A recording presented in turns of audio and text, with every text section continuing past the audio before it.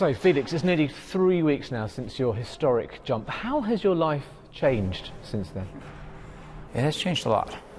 We did something, we accomplished something that mattered to the whole world, because I've been getting so many emails, pictures, drawings from little kids. They're so inspired by what we did.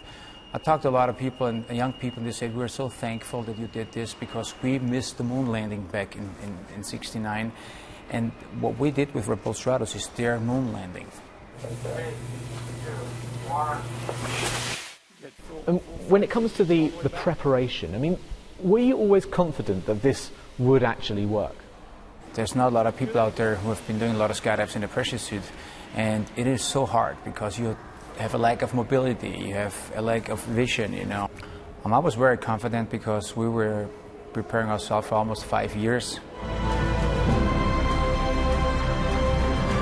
But was it a kind of a spiritual moment when you looked down on the earth? Did you think about mortality? Did you think about your actual chances of surviving what you were about to do? I wouldn't say spiritual, but I would say very humble, you know, because when you are there on top of the world and you stand there, you finally realize this is a very quiet moment, you know, and you're the only person at that point. So you go into that spin. Speed 729.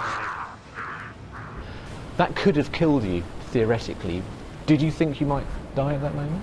When I went into that spin, it was very violent. You know, it was way more violent than we anticipated.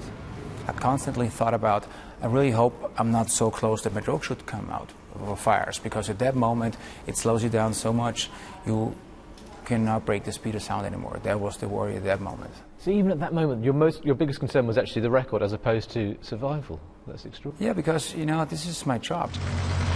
Here he's coming. And there you can see by the approaching shadow, just about there, and he's down. And then finally you land and you know everything is over now. You know, I did not know if I broke the speed of sound at that moment because there's no sign for it. It's hard to tell, but people on the ground told me that they heard the supersonic boom. Did you already plan to do that kind of kneel down and arm in the air? Had you already thought about doing that? No, that's a natural reaction. I mean, this is victory, you know, after so many years of preparation.